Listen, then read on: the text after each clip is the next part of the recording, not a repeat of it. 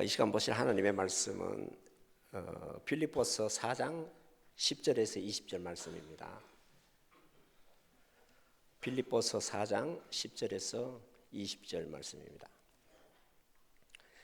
내가 주 안에서 크게 기뻐함은 너희가 나를 생각하던 것이 이제 다시 싹이 나미니 너희가 또한 이를 위하여 생각은 하였으나 기회가 없었느니라. 내가 궁핍함으로 말하는 것이 아니라 어떠한 형편에든지 나는 자족하기를 배웠노니 나는 비천에 처할 줄도 알고 풍부에 처할 줄도 알아. 모든 일 곧 배부름과 배고픔과 풍부와 궁핍에도 처할 줄 아는 일체의 비결을 배웠노라. 내게 능력 주시는 자 안에서 내가 모든 것을 할 수 있느니라. 그러나 너희가 내 괴로움에 함께 참여하였으니 잘하였도다. 빌립보 사람들아, 너희도 알거니와 복음의 시초에 내가 마게도냐를 떠날 때에 주고받은 내 일에 참여한 교회가 너희 외에 아무도 없었느니라. 데살로니가에 있을 때에도 너희가 한 번뿐 아니라 두 번이나 나에 쓸 것을 보내었도다. 내가 선물을 구함이 아니요 오직 너희에게 유익하도록 풍성한 열매를 구함이라. 내게는 모든 것이 있고 또 풍부한지라. 에바보라디도 편에 너희가 준 것을 받았으므로 내가 풍족하니 이는 받으실 만한 향기로운 제물이요 하나님을 기쁘시게 한 것이라. 나의 하나님이 그리스도 예수 안에서 영광 가운데 그 풍성한 대로 너희 모든 쓸 것을 채우시리라. 하나님 곧 우리 아버지께 세세 무궁하도록 영광을 돌릴지어다. 아멘. 아멘. 이 시간 선교위원들 나오셔서 하나님께 찬송으로 영광 올려드리겠습니다.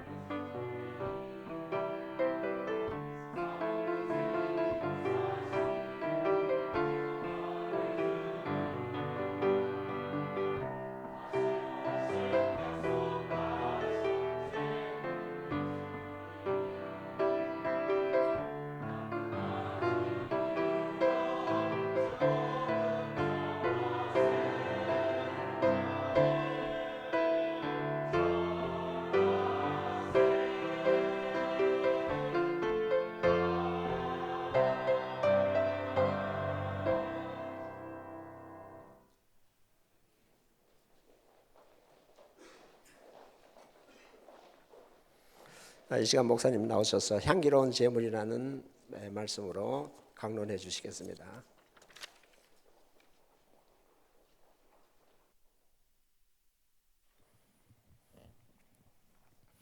오늘 우리 빌립보서 4장 10절로 20절에 있는 말씀은 바울이 복음을 전하는 이제 선교 사역을 감당할 때에 빌립보 교회가 함께 했다고 하는 이 부분에 대해서 이제 편지를 하면서 몇 가지 우리가 어떻게 선교 이게 동참하며 또 그러한 일들이 어떠한 결과들을 가져오는가 이런 부분들을 좀 찾아볼 수 있습니다.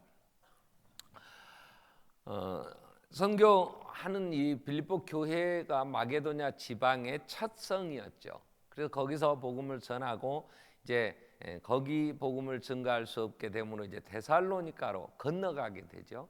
그때에 떠날 때에도 그들이 두 번이나 그 선교비들을 보내주었다는 거죠. 그래서 그 14절 15절에 너희가 빌립보 사람들아 15절을 보면 너희가 알거니와 복음의 시초에 내가 마게도냐를 떠날 때 주고받는 내 일에 참여한 교회가 너희 외에 아무도 없었고 데살로니가에 있을 때에도 너희가 한 번뿐 아니라 두 번이나 나의 쓸 것을 보내었다.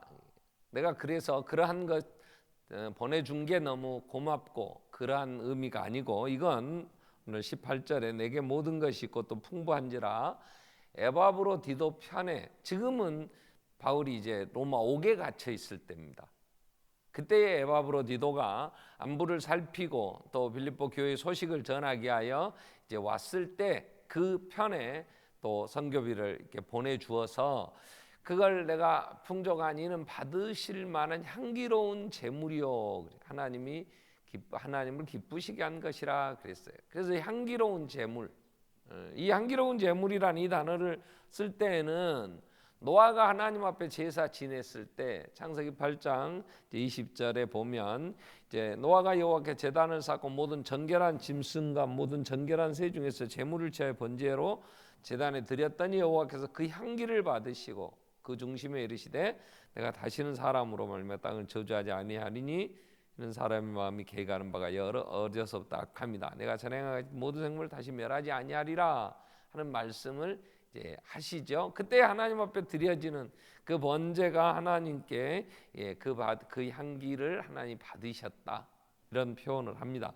또 출애굽기 29장에 보면 18절부터 말씀에 그 수양 전부를 제단에 불 이제 살라 번제로 드려라. 이는 여호와께 드리는 번제여 이는 향기로운 냄새니 그래요.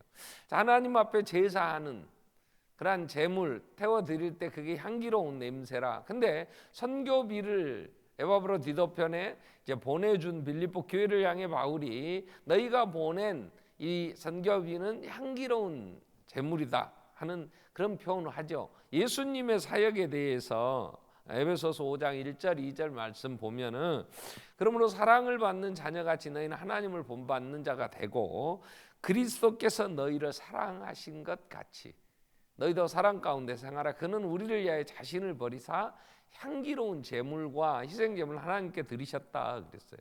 예수님의 십자가에 이 죽으시며 우리의 죄 담당해 주신 이러한 구속 사역, 이 십자가의 사역이 향기로운 제물이었다 하는 이제 말씀을 합니다. 그러니까 예수 그리스도의 죽으심과 또 부활, 이 복된 소식을 전하는 일에 이런 참여하는 이런 선교에 동참하는 이런 일이 하나님께는 정말 귀한 향기로운 제물이다.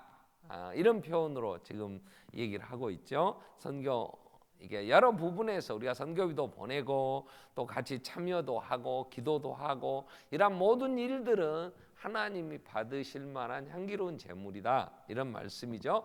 자, 그러면 선교의 실제에 대해서 이제 오늘 우리가 좀 살피려고 하는데 이런 향기로운 제물 하나님 참 받으시고 하나님 기뻐하시는 이러한 일에 우리가 어떻게 이제 실제 참여할 거냐 그럴 때 선교는요 14절에 그러나 너희가 내 괴로움에 함께 참여하였으니 잘하였도다 그랬어요. 그러니까 우리가 선교하는 일들은 선교사들이 굉장히 힘들다는 거죠. 그 일에 뭐 선교비도 보내고 그 괴로움에 함께 참여한 일이다 이렇게 얘기하는 것처럼 우리가 좀 찾아가서 단기 선교팀들이 좀 찾아가서 그들을 위로해 주기도 하죠. 또 기도도 해주고 편지도 하고 또 서로 교제하면서 연락도 하고 이런 것들이 그 힘든 선교사들에게는 큰 힘이 되는 것이라는 거죠. 선교라는 게. 그래서 방법은 어떻게 해야 되냐 그러면 10절에 이제 다시 싹이 나서 그랬는데요.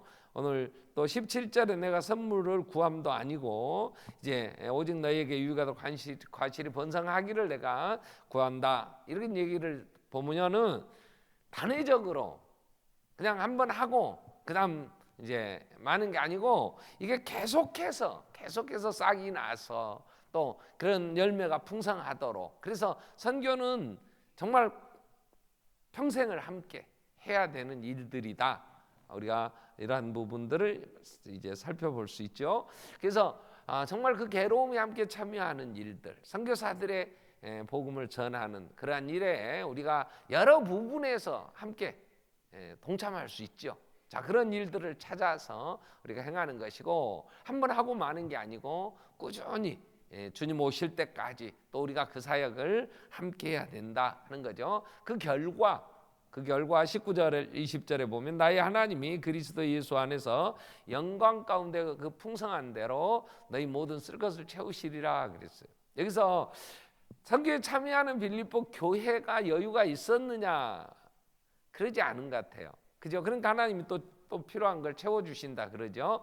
그러면서 이 마게도냐 지방에 이런 빌립보나 데살로니가나 이런 교회들이 예루살렘에 또 선교비들을 보냈지요. 그때 바울이 감옥에 가기 전에 여기 잡히기 전에 사도행전 이제 18장 19장 그때 보면 2차 전도여행을 마치고 이제 에베소에 있다가 돌아가면서 마게도냐 지방의 교회들이 이 고린도 지방 그 아가야 지방의 교회들과 함께 이 선교를 함께 예루살렘이 어려우니까 거기에 선교하는 헌금을 합니다. 그때 이런 표현을 해요. 고린도 교회에다가 편지를 하면서 너희가 먼저 한다고 그래가지고 마게도냐 지방의 교회들도 너희 보고 야 우리도 같이 하자 이렇게 그들에게 도전을 주어놓고서 너희가 안 하면 마게도냐 지방의 교회가 극한 가난 속에서도 넘치는 헌금을 했는데 그들 앞에 너희가 얼마나 부끄러운 거냐 이렇게 얘기를 해요. 그런 걸 비추어 보면 이 마게도냐 지방의 대표적인 교회가 빌립보 교회고 그 다음에 데살로니가 교회인데 빌립보 교회가 극한 가난 속에서도 이러한 선교하는 일에 힘써 감당했단 말이에요. 한 번만 하는 게 아니고 이제 두 번, 세 번 그리고 바울이 다시 로마 오게 이제 갇혀 있을 때도 여보압으로 편에 이러한 일을 같이 이제 참여하고 그래서 하나님께 향기로운 제물이었고 선교사의 괴로움에 함께 참여하는 일들이었으며 정말 하나님 기뻐하시는 일들이었고 그래서 하나님이 너희 필요한 걸 채워주신 것이다 하면서 이제 하나님 영원 무궁토록 영광 받으셔야 합니다 하면서 이제 마지막 빌립보서를 이제 끝을 맺습니다. 자, 우리가 이제 이 시대에 2000년 전부터 또 예수님이 이 땅에 오심이 이제 선교사로 오셔서 우리의 모델이 되셨고 오신 예수님은 이제 모든 족속으로 너희가 제자를 삼아 아버지와 아들과 성령의 이름으로 세례를 주고 내가 가르쳐 분부한 거 가르쳐 지키게 하라고 모든 족속을 제자 삼으라고 선교하라고 우리에게 말씀을 하셨죠. 그럼 이제 우리가 이 시대에 어떻게 선교에 참여할 거냐 할 때에 우리는 모두 다 선교지에 나갈 수는 없죠. 그래서 하나님이 각각 소원을 주셔서 정말 나는 이방 민족들 나와 언어가 다른 민족에게 가면 그걸 우리가 선교라 그러고요. 동일 언어권에 우리나라 한국말을 쓰는 이 동일 언어권에서 복음을 전하면 그걸 우리가 전도라 그래요. 근데 큰 의미에서 함께 우리는 선교 사역으로 봐야 되죠. 굳이 꼭 뭐 말이 다른 그런 타문화권에 가서 전하는 사람들만 선교고 국내에서 또 이런 사역을 하고 있는 많은 분들은 또 따로 구분해야 되냐 그러진 않아요. 우리는 같이 봐야 됩니다. 그래서 우리 교회가 이제 이 일을 어떻게 하느냐 그럴 때에 우리는 선교사님들 외국에 나가서 타문화권에서 사역하시는 분들과 함께 필요한 부분들을 우리가 선교비도 보내고 또 우리가 감당해야 될 태국 같은 데는 직접 또 가서 물품도 보내고 우리가 가서 건물도 짓고 그러한 많은 일들을 지금까지 감당해 왔죠. 그래서 우리가 할 수 있는 일들을 찾아 했어요. 그런데 우리 이제 교회가 선교하는 데 있어서 이제 크게 이게 협력하는 선교사들 또 협력하는 교회들, 자 우리가 1년에 작년 경우 지금 한 달에 우리가 선교비로 보내는 게 한 1,400만 원 가까이 이렇게 보내게 되더라고요. 1,300 몇십만 원, 또 단회적으로 갑자기 일 생기면 하고 해서 한 1,400~1,500만 원 정도. 그러면 1년에 한 1억 한 7~8천, 좀 더 넓게 잡으면 한 2억 가까이 우리가 선교 이렇게 협력하는 일들을 하는데, 오늘 이제 한국 교회에서 이렇게 협력하는 일들도 여러 선교지들 또 우리가 그 국내 교회나 여러 기관들 뭐 이런 부분을 이제 주보나 이런 데 잘 발표 안 하는 것은 그 도움을 받는다, 도와준다 이런 개념에서 자꾸 보게 되니까 그 도움을 받는 분들도 마음이 그렇게 썩 편하지는 않는 것 같아요. 제가 27년 전에 우리 반석교회를 처음 시작할 때에 그때는 아무도 사람이 없었잖아요. 일단 하남 이 지역에 사람이 안 살았어요. 그래서 여기만 해도 여기가 농장이었고 이쪽이 이 교회 터 이쪽이 아파트 단지나 이런 때는 전부 야산으로 그냥 택지 이게 구획정 이렇게 구분만 해놓은 거죠. 여기는 아파트 단지, 뭐 여기는 개인 주택 단지. 이래가지고 뭐 메뚜기 잡으러 다니고 우리가 쑥캐로 다니고 이럴 때라 사람이 없었어요. 그러니까 건물을 그때 이제 좀 빚을 얻어서 그 1억 가까이 땅 사고 63평 땅을 사고 그 37평인가의 스레트 지붕으로 그 벽돌 브록구 싸가지고 벽돌도 못하고 이제 블럭 싸가지고 이렇게 지었는데 이자 감당도 이제 안 되는 거죠. 교회가 아무도 없으니까. 그래서 집사람하고 애들 그때 초등학교 다니는 애들 아들 둘 딸 하나 이렇게 데리고 시작했으니까 그래서 세계 교회가 5만 원씩 그때 도와줬어요. 어머님이 계시던 서울에 그 다니시던 베델교회에서 하고 또 저희 그 강주신학교에 그 전임 교수로 계셨던 분이 서울에 가셔갖고 이제 동대문에 그 동인교회라고 호남 지역의 분들이 모여서 하는 교회라 그래서 거기 또 큰 누나 얘기해가지고 거기 그 교회에서 5만 원 하고 또 한 교회에서 저희 5만 원 이렇게 후원을 해줬어요. 여름쯤 됐습니다. 그러니까 한 6개월 정도 지난 것 같아요. 그 서울의 교회에서 저희 그 후원해주는 교회 목사들 다 올라오라고 서울로. 그래서 저는 그때 아무도 없으니까 교회가 새벽기도도 제가 해야 되고 뭐 수요일 예배도 해야 되고 교회에 이렇게 빠질 수가 없는데 수요일 예배에 맞춰 올라오라고 그래요. 그러니까 뭐 어떻게 하겠어, 얻어먹는 주제에. 그러니까 할 수 없이 갔어요. 갔더니 그 교회에서는 자기들이 후원하는 교회 그 목사들을 불러 위로도 하고 식사 접대도 하고 그러겠다고 불렀는데 그래서 저녁을 잘 대접해주고 저녁 예배 시간에 전부 이제 불러내더라고요. 앞으로 어느 교회 목사님 우리가 협력하는 목사님이고 한다고 쭉 불렀는데 제가 그때요 그 앞에 나가는데 그렇게 부끄러울 수가 없었어요. 예, 교회가 도움을 받는다는 거 그게 자랑할 것은 못 되더라고요.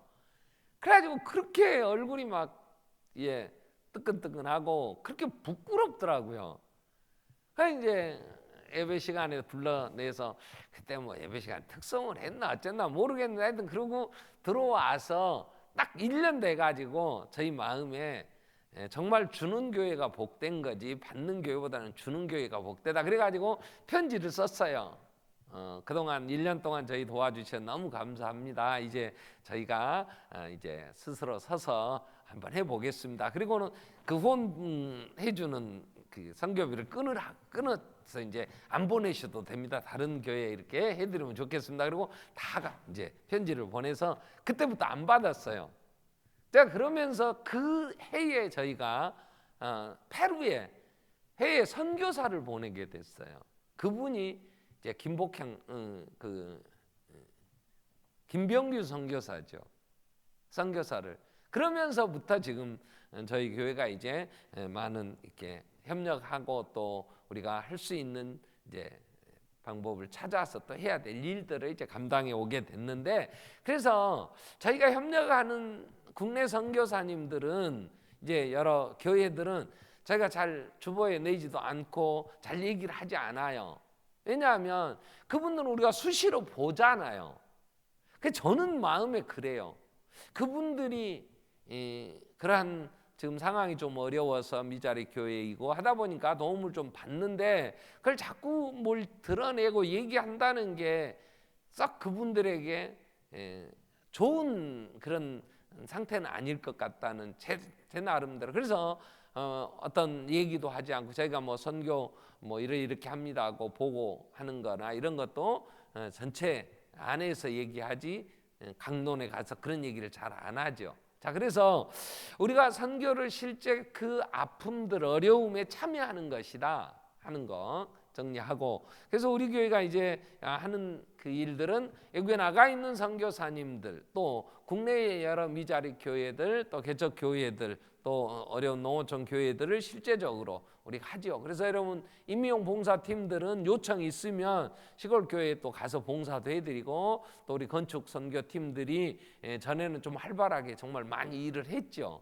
그래서 페루 같은 데는 몇 차례씩 우리 지금 뭐 이번 사회 보시는 김상덕 장로님이나 우리 정문재 집사님이나 또 이제 많은 분들이 거기 가서 막 한 달씩 그 컨테이너에 자재 가지고 가서 건물들도 짓고 많이 했어요. 그래서 말레이시아나 태국에도 가서도 하고, 그래서 이런 이제 우리가 함께 할 수 있는 영역들은 찾아서 이제 이런 일을 하는데, 우리가 협력하는 선교사님들과 또 하나 파송하는 선교사와는 구분이 좀 됩니다. 그래서 저희가 이제 이번 당회에서 페루의 김복병균 선교사를 파송 선교사로 우리가 파송을 하자 그랬어요. 그래서 국내의 교회에는 그러한 이제 파송의 개념처럼 정말 모든 걸 관여해서 함께하는 이런 개념은 아니에요. 국내는 좀 힘든 부분에서 물질적인 후원을, 그리고 단회적으로 어떤 건축이라든가 뭐 어떤 이제 그런 게 요청이 오면 저희가 그 부분에서 협력하면 되는데, 외국에 나간 선교사들은 두 구분이 됩니다. 하나는 파송 선교사냐 협력 선교사냐 이렇게 나누어집니다. 파송 선교사라는 것은 그 선교사의 모든 선교 정책이라든가 그 선교사의 사역 마치고 뭐 은퇴한 후에라든가 이 모든 것들을 파송 교회가 이걸 관여해서 함께 해 나가는, 그래서 정말 깊은 이제 이런 관계를 맺는 게 파송 선교사예요. 그래서 선교사에게는 파송 교회가 그 선교사에게는 큰 힘이 되죠.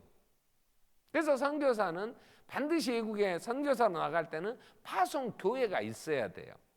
그러면 파송 교회가 정해지면 자기가 또 협력하는 여러 교회들을 또 같이 협력자로 모으죠. 그래서 파송 교회와 의논해서 정책을 결정하고, 그다음에 그 선교사의 여러 이제 상황들을 또 같이 의논하고 돌보고 이래 가지고 선교가 원활하게 되도록 해가는 거예요. 근데 저희가 이제 김병규 선교사를 우리가 파송했고, 그 후에 러시아의 박강배 선교사님을 저희가 파송을 했죠. 근데 지금 둘 다 파송 이제 관계가 정리가 됐어요. 왜 그랬냐면 러시아의 박강배 선교사님은 본인이 파송 교회 우리 교회와의 관계가 부담이 된다. 그러니 파송 교회로서 관계보다는 그걸 이제 정리해 주면 좋겠다는 요청이 있었어요. 왜 그랬냐면 본인이 가정 생활에 굉장히 어려움이 있었던 것 같아요. 그래서 주위에 자꾸 선교사가 가정에 이 문제가 돼가지고 이러면 되느냐고 얘기가 되니까 본인이 우리한테 좀 부담이 된 것 같아요. 파송교회에. 그래가지고 결국은 이혼하셨어요, 그분이. 그리고 저희 GMS 선교사에 해서 탈퇴를 했더라고요. 그래서 저희가 이제 파송 관계가 끊어지고 저희 파송 관계는 끊기고 몇 년 지난 후에 그렇게 돼서 이제 협력이나 이것까지도 러시아는 그렇게 정리가 됐고, 김병균 선교사님은 왜 저희가 이제 자료 화면을 좀 보겠지만 저희가 개척하고 딱 2년 되던 차, 여기 오기 전입니다. 저 그 주택단지에서 37평 조그맣게 지었던 그 예배당에서 파송을 했어요. 그래서 선교사님이 이제 평신도 선교사, 목사 선교사가 아니고 평신도 선교사로 페루에 먼저 나가 있었던 김복향 선교사의 사역을 도우러 이제 단기 선교 1년을 갔는데, 그때에 저희가 의료 선교팀들이 구성이 돼가지고 파라과이와 페루를 이제 가게 됐죠. 거기서 이제 페루에 가서 상황을 보니까 이 김병균 선교사가 여자 선교사 혼자 사역을 하는 그 안데스 산맥 척박한 땅에 꼭 필요한 인물이었어요. 그래서 본인도 제가 파송해 주신다면 제가 평생을 페루 선교하는 일에 헌신하겠습니다, 이렇게 돼가지고 저희 교회가 이제 파송을 했죠. 그런데 그 젊은 청년을 파송을 하다 보니까 그럼 이 선교사 이제 결혼 문제가 대두가 됐죠. 그래서 김병균 선교사에 대한 결혼은 여러 이제 자매들이 많이 있어요. 결혼시킬 수가 있었어요. 근데 먼저 파송된 김복향 선교사가 결혼이 안 되는 거예요. 그분은 나이가 많아요. 김병균 선교사보다 10살 이상 차이가 나니까. 근데 그분이 결혼 안 하고 이 젊은 나중에 간 김병균 선교사 결혼해서 깨를 볶으면 이 나이든 여 선교사가 그 참기름 냄새가 얼마나 괴롭겠어요. 그래서 제가 이제 그때 40일 금식 마치고 들려지는 소식이 두 선교사가 미국에도 나와서 선교 보고도 하고 다니고 그러니까 그 서구의 사람들은 남자 여자 뭐 나이에 불문하고 그렇게 친밀하게 다니니까 부부냐 이렇게 자꾸 얘기가 되는 거예요. 아니다 그러니까 애들이 아닌데 어떻게 같이 한 방에서 잠을 자고 같이 생활할 수가 있느냐 막 이런 얘기가 되는 거예요. 그 김병균 선교사, 김복형 선교사는 나이 차이가 벌써 10살 이상 차이가 나니까, 그리고 한 교회, 목포의 그 교회 출신들이기 때문에 집안끼리도 너무 잘 알고, 그 누나도 한참 뭐 큰 누나 버리고 그러니까 자연스럽게 그렇게 어려움에 같이 지내다 보니까 그렇게 다녔는데, 다른 사람이 볼 때 그런 얘기가 나와서 제가 이제 김복향 선교사는 서울 한가람교회 파송이었고 그 남자 김병균 선교사는 우리 교회 파송이었기 때문에 그 교회의 당회장 목사님하고 의논을 하고 그 선교사 관계되는 이제 또 일들을 하고 있는 그런 실무진들하고 의논을 해서 두 사람을 결혼시키자 이렇게 된 거예요. 그래가지고 제가 페루에 가서 이 두 선교사들을 만나서 따로따로 만나가지고 아무래도 너희들이 결혼을 해야 되는데 둘이 해라, 그게 제일 최선책이겠다 그랬더니 의외로 저희는 안 될 줄 알았는데, 그래서 선교사들에게 먼저 얘기하고 그 다음에 양가 집안 그 부모님들도 계셨으니까 식구들에게 얘기를 하고 거기서 또 오케이가 되면 파송 교회 당회에서 얘기를 해서 그게 다 되면 결혼을 시키자 이렇게 됐는데, 당사자들이나 집안이나 파송 교회 어느 한 곳도 반대하는 데가 없었어요. 목포를 제가 직접 찾아갔더니 그 김병균 선교사 부모님들도 흔쾌히 그러면 좋지요, 며느리가 10살 더 이상 되는 늙은 며느리를 봐도 전혀 자기들은 좋다고 이래가지고 이제 결혼식을 했잖아요. 그래서 사역을 잘 해가는데 행정적으로 김병균 선교사의 파송교회는 우리 반석교회였는데 결혼을 하면서 김병균 선교사는 빠져버렸어요. 아무것도 없이. 그냥 김복향 선교사 파송한 한가람 교회가 이제 우리 GMS 그 세계 선교부의 행정적인 처리들을 또 한가람 교회도 그랬고 그 부부는 한가람 파송으로만 돼 있었어요. 그래서 파송 교회는 사역의 직접적인 조율도 하고 그런 사역비도 보내고 그다음에 선교사들을 영적으로 컨트롤도 하고 또 좀 잘못된 일들은 가서 지도도 하고 함께 이렇게 해 나가야 되는 책임이 있는 건데 이 파송 관계가 법적으로 우리는 전혀 배제돼 버린 거예요. 그래서 20주년 때 저희 당회에서 20주년을 맞이하면서 우리가 이 책임 한계가 분명해야 되니까 20주년 되는 반석교회가 행정적으로 이것 정리를 하자. 그래서 요청을 했죠.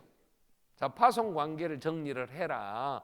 우리가 파송한 교회에 파송교회로서 총회도 등록이 안 돼 있고 그리고 본인들도 이 부분에 대한 정리를 그렇게 안 하고 한가람 교회 파송으로만 된다면 그러면 우리는 파송 관계를 정리하고 그냥 협력만 할 테니까 그럼 그렇게 해라.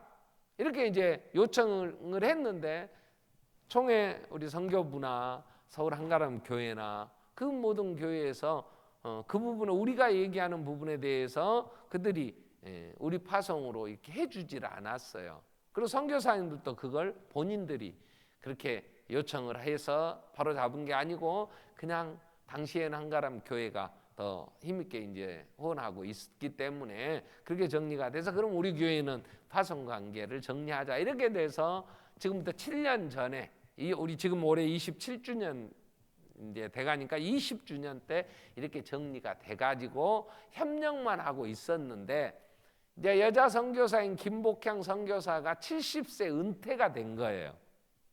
그러니까 한가람 교회에서 우리는 김복향 선교사 70세 은퇴했으니 파송이고 후원이고 다 이제 우리는 끊는다. 이러고 싹 끊어버렸어요.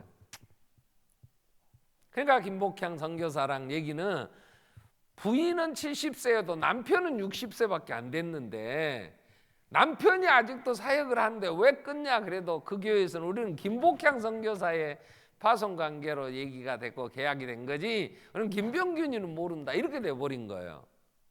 그래서 지금 굉장히 어렵게 돼서 이제 우리 당회에서 그러면 김병균 선교사를 우리가 다시 재파송해서 파송교회로 그 사역을 힘있게 지금 표류에 감당하고 있는데 우리가 함께 해야 되지 않겠습니까? 그래서 우리 당회에서 그렇게 하기로 결정을 하고 또 지난주에 여러분 그 선교지 소식에서도 재파송 요청서가 왔었잖아요. 그래서 그렇게 정리가 돼서 이제 저희가 7월 달쯤에 한번 페루를 단기 선교팀들이 좀 가시겠다고 이렇게 신청하면 현장을 가서 이제 그전 파송 관계가 끊기고 7년이나 지났기 때문에 또 이제 한가람 교회와의 관계가 다 끝났기 때문에 우리가 사역을 어디까지 함께 할 것인가 또 앞으로 10년은 우리가 계약을 해야 되는데 선교사님 이제 파송 교회로서 필요한 것들을 이제 한계를 정해줘야 되는데 현장을 보고 어떻게 해야 될 것인가 하는 것을 실제 살피고 이제 그 일들 하자 이렇게 당회가 결정이 돼서 단기 선교팀들을 이제 모집을 하자 그랬어요. 그래서 교회에다가 이제 공식적으로 오늘 말씀드리는 것은 그 지금 페루는 남쪽입니다. 남반부에 우리는 북반부고 그렇기 때문에 계절이 정반대입니다. 그리고 2,400~500고지 이상 안 돼서 산맥에 있기 때문에 굉장히 날씨가 춥고 그럽니다. 그래서 선교사님들이 7월 달에 오는 게 6월 하순에서 7월 달 오는 게 제일 지금 기후도 좋고 지금 막 갑자기 비가 안 오던 비들이 한 4~5년 전부터 그 엘니뇨 현상 때문에 비가 내리니까 이 그 비가 오는 것에 대한 대처가 하나도 안 돼 있는 땅이거든요. 그러니까 그대로 쏟아지면 이게 뭐 하수구나 이런 게 전혀 매설이 돼 있지 않고 처리가 안 되니까 그냥 도로에 막 물이 넘치고 건물에 이 들어오고 막 축대들이 무너지고 굉장히 어렵다 그래요. 그래서 이런 상황에 이제 우기가 끝나는 7월 달이 제일 좋다. 그래서 여름 방학하고 애들 여름 방학 시작되고 이제 우리 대학교 또 학생들 이제 1학기 종강되어지고 하면 7월쯤에 같이 좀 다녀올 이제 단기 선교팀들이 이제 신청을 하면 저희가 구성해서 한번 다녀오려고 합니다. 이해서 기도해 주시고 그 대신 워낙 머니까 여기서 미국 그 서부 쪽 LA 로스앤젤레스 거쳐서 거기서 또 내려가야 되니까 비행기면 24시간 정도는 타야 돼요. 그러니까 굉장히 뭡니다 체력적으로. 그래서 우리 전장로님도 한번 다녀오시면 어떻습니까? 그랬더니 아이고 체력적으로 저는 감당 안 돼서 못 가겠습니다 그러시더라고요. 그래서 여러분 그런 부분들 감안하셔서 기도하시면서 이제 참여해 주시면 좋겠고 이제 우리가 자료를 좀 보겠습니다. 화면에 김복향 선교사와 김병균 선교사 참 저희가 김병균 선교사 파송한 것부터 오늘 지금 현재 상황들도 또 이렇게 사진이 왔어요. 그래서 뒤에 자막 띄우면 이 앞에 게 안 되네. 모니터가 내가 봐야 얘기가 되죠. 자, 그래서 뒤에 지금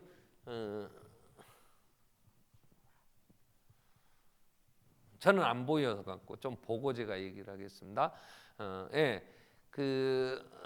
지금 이 화면이 저희가 처음 페루에 이제 단기 의료 선교팀이 갔던 1992년도가 될 것 같아요. 우리 교회가 90년도에 12월 달에 개척하고 92년도에 이제 강주에서 그 16명의 의료 선교팀이 구성되었고 저는 그때 그 목사로서 그 단기 선교 팀들 영적 지도하는 그 역할로 이제 가게 돼서 페루에 가게 돼서 저 가운데 있는 까만 옷 입고 있는 분이 저 때 나이가 아마 한 50대 정도 됐었겠죠. 그 옆에가 이제 적십자사 총재고 그렇습니다.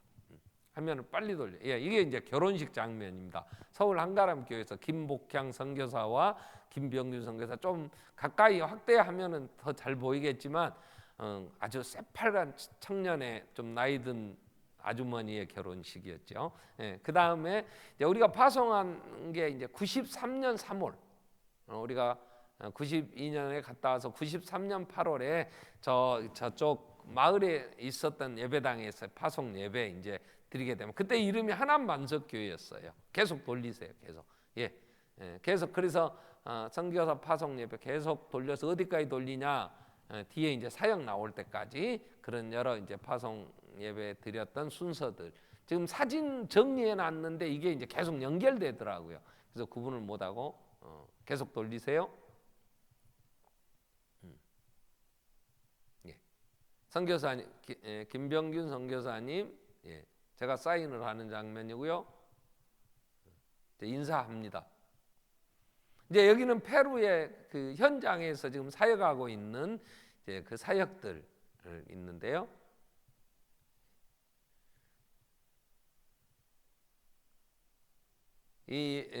잠깐만요. 앞에 부분요. 이 지금 페루의 주 사역이 크게 두 가지가 있습니다. 첫째 하나는 남미 이 사람들이 굉장히 흥이 있어요. 그래서 2월 3월 그 방학 때에 남미 일대에 찬양 집회를 합니다. 그 전도를 각 지역마다. 그래서 그 선교팀들이 찬양 이 선교팀들이 있어서 대형 45인승 버스까지도 선교지에 준비가 돼가지고 저 볼리비아까지 칠레 이 페루 그 위에 이제 안데 산맥 쪽으로 올라가면 볼리비아 그 밑에 저쪽 그 태평양 쪽으로 내려가면 칠레가 바로 이 연결되는 나라들인데요. 그 나라까지 이렇게 사역을 하는 그런 이제 이건 어느 도시에 가면 이렇게 야외 무대에서 이제 무대 장치하고 그다음에 음향 이게 설비 이제 해서 찬양하면서 전도하는 주 사역입니다. 결혼식 장면들인데요. 계속 돌려주시고요. 여기가 이제 지금 현재 모습입니다. 현재 이 예배당 축대가 무너져 가지고요. 다시 한 장면 더 돌리면요. 이제 선교사님들이 이렇게 김병윤 선교사가 그 지금 현재 있는 예배당 설치한 건데, 이번 비에 5월 달부터 한 5년 전부터 엘니뇨 현상 때문에 이제 안 오던 비가 수백 년 수천 년 동안 안 오고 그렇게 먼지만 날리던 안데스 산맥에 비가 오기 시작하니까 조금 왔는데 밑에 축대가 이제 대부분 그 먼지 위에 이렇게 우리가 모래 위에 지은 집처럼 그 비가 오고 창수가 나면 무너짐이 심했다고 하듯이 갑자기 예상도 안 하던 비가 와갖고 그게 무너져 버렸대요, 축대가. 그래가지고 도로 쪽으로 이제 다 옮겨져 가지고 이게 지금 이렇게 철근 콘크리트 해가지고 옹벽 치는 그런 장면이더라고요. 이렇게 해서요. 그렇게 해가지고 이 무너진 쪽에 지금 정리를 이번에 해서 상당히 많은 비용들이 들어간 것 같아요. 그래도 해야 되니까 본인들이 이거 하면서 많이 힘들었다는 얘기 지금 하고 있고요. 그다음 저기 서 있는 이제 그 선교사님 조그맣게 있는 분이 김복향 선교사가 지금 그 옹벽 거푸집 돼 가지고 지금 옹벽 쳤던 그 장면인 것 같아요. 여기 이제 많이 좀 전에 결혼식에 면사포 썼을 때에 비하면 굉장히 늙었죠. 지금 한 번 더 돌려주시고요. 하나만 더 얘기하고 여기가 지금 그 빠짜쿠텍 교회입니다. 이게 아레키파에 있는 페루의 리마가 제일 큰 도시고, 거기서 비행기를 타고 한 1시간 반 정도 가면 페루의 제2의 도시가 그 안데스 산맥 위에 그 2,400고지입니까? 거기 아레키파라는 그 도시, 제2의 도시인데 거기에 이 빠짜쿠텍이라는 그 마을, 거기에 지금 있는 예배당, 여기에 선교사님이 이제 이쪽에 교회 사역을 하고 있죠. 그 페루 원주민들. 그래서 이 교회에 또 함께 협력하는 원주민 목사도 계시고, 그래서 함께 사역하는 거고요. 이건 지금 보는 이 장면이 이제 두 번째 주 사역입니다. 하나는 아까 찬양 사역. 그래서 볼리비아, 칠레 일대, 페루 전 일대에 요청이 있는 도시들 또 같이 협력하는 여러 교회들과 함께 찬양 사역을 하고, 두 번째 사역이 김복향 선교사님이 30년 전에 가서부터 지금까지 해오는 게 이 그러니까 어린 아이들 유치원 사역입니다. 이게 처음에는 한 끼도 못 먹는 애들을 아침 그러니까 아침만 먹이자 이래가지고 아침도 못 먹고 학교 가는 애들을 이 선교센터로 불러서 거기서 우유하고 빵하고 먹여서 학교 보내고 했던 건데, 그 이제 일 사역이 유치원 지금 한 120명 정도 모인다 그래요. 이게 우리 같으면은 교육청에서 허락받은 정말 선교부가 운영하는 아주 좋은 유치원으로 그 페루 지금 아레키파 시에서는 인정이 된 거죠. 그래서 선교사님 이 사역을 선교비를 보내면 이 아이들 먹이고 이런 사역을 하는데, 이게 이제 주 사역. 지금까지 해오던, 그리고 앞으로도 이 사역을 계속하고 싶습니다. 지금 우리에게 요청하는 게 그런 거예요. 그래서 우리가 아까 찬양 사역은 이런 건 2월, 3월에 이제 보통 한 달 정도 잡아서 갑니다. 이건 우리 젊은 청년 대학부들이 한번 가서 그 기간에 같이 좀 참여도 하면서 한 달이면 한 달 이렇게 같이 다니면서 좀 많이 도전을 주고 하면 좋겠고, 우리 그 유치원 사역은 우리가 태국에 지금 기숙학교 사역을 우리가 같이 참여하자 그래서 1인당 보통 한 달에 한 5만 원 정도 이렇게 후원하면 좋겠다 해가지고 한 10가정 정도가 태국 선교를 위해서, 그 사역을 위해서 우리가 후원하는 게 있죠. 지금 계속해서 해오고 있는데요. 그런 사역처럼 이러한 사역에도 우리가 정말 참여해서 이 어린 아이들을 키워내는, 그래서 먹여주고 그다음에 또 와서 유치원에 와서 같이 이제 말씀 배우고 성장해가는 이런 사역들을 우리가 함께 좀 참여해서 이 선교사님에게 우리가 어느 규모에까지는 우리가 같이 참여하겠다고 하는 얘기를 하고 계약이 돼서 이런 사역을 계속 했으면 하는 마음이 있습니다. 그래서 이건 선교사님들이 오늘 보내준 지금 화면인데요. 그다음 한 번 더 넘겨서 마무리할까요? 예, 이런 지금 앞에 이 찬양 사역 이게 이제 그 학교 이런 또 어느 장소 빌려 가지고 그 찬양 팀들이 가서 이제 찬양 사역하는 이런 거죠. 그러니까 아주 이름이 이제 선교사의 남미 쪽 그쪽으로 해서는 인정받는 찬양 사역단이기 때문에 요청들이 많이 온대요. 그러면 그걸 쭉 모아 가지고 그 기간에 이제 전국을 순회하면서 그 대형 그 벤츠 45인승 버스를 개조해 가지고 그 장거리를 뛸 수 있도록, 그래서 이 김병윤 선교사가 이런 기계적인 이런 부분을 아주 잘합니다.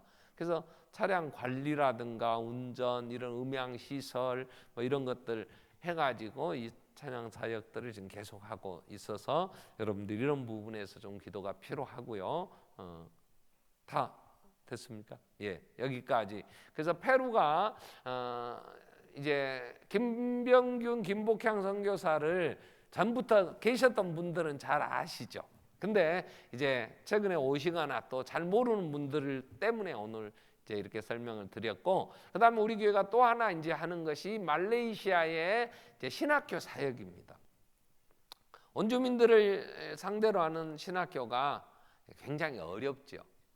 왜냐, 재정적으로도 어렵고 학생들도 또 말레이시아 특수한 상황이 그래서 어려운데, 그 사역을 우리 교회에서 이제 신학교 협력 사역을 하기로 해서 지금은 신학교 건물이 없어요. 장기적으로는 그런 신학교를 좀 우리가 건물도 마련해 주면 좋죠. 근데 그래서 임대료를 우리가 지금 같이 이제 좀 부담하기로. 그래서 임대료도 낼 돈이 없어가지고 말레이시아의 그 최종국 선교사님하고 양태균 선교사님이 우리는 협력만 하고 있었는데, 너무 그 신학교 그 운영 때문에 어려움이 있어갖고 요청들이 있어서 지난번에 제가 지지난주에 그 이전 예배 때에 가서 설교하고 그 상황을 좀 살피고 왔는데, 그래서 당회에서 우리가 그 신학교 우리가 임대료 일부 이제 같이 우리가 부담하고 그 사역이 더 세계도에 이제 올라설 때까지 우리가 할 수 있는 일들을 교회가 하면 좋겠다. 이제 이래서 지금 진행하고 있습니다. 그래서 그 일도 여러분이 함께 기도해 주시기를 바라고, 우리 김병윤 선교사는 다시 이제 우리가 파송 교회가 되어 지금 행정적인 절차 밟고 있는데 총회 선교부에 요청을 했고, 이제 거기서 이제 오면 저희가 7월 달에 한번 다녀올 수 있으면 가서 상황을 보고, 그리고 이제 선교사와 계약을 해야죠. 저희가 어떻게 우리가 하겠다, 어디까지 할 수 있고, 그다음에 선교사님들은 또 그 사역들을 어떻게 감당할 것인가 하는 얘기들이 돼서 우리가 10년은 아마 책임을 지고 파송하는 교회로서 감당해 가야 될 줄 압니다. 자, 이 모든 일들은 하나님이 받으실 만한 향기로운 제물이다 하는 말씀 오늘 본문에서 말씀하고 있기 때문에 우리 한번 기도할 텐데요. 정말 하나님 앞에 드려지는 우리의 삶이 향기로운 제물이 되게 해주시기를, 또 열심히 우리가 돈을 벌고 또 열심히 해야 될 이유도 이러한 선교사들의 계름에 함께 참여하는 우리가 되어져야 하기 때문에, 그래서 페루의 사역이나 또 우리가 협력하고 있는 여러 협력 선교사들도 힘 주시고, 또 말레이시아 신학교 정말 더 아름답게 서가며 그 지역의 원주민들을 선교하는 데 좋은 일꾼들을 배출해내는 우리 신학교 사역 되게 해주십시오. 그래서 페루와 말레이시아를 위해서 또 협력하는 여러 선교지들, 또 다음 주에 있게 되는 우리 목회자 힐링 캠프를 위해서 한번 같이 우리 통성으로 기도하겠습니다. 살아계신 하나님 아버지 감사합니다. 이 땅에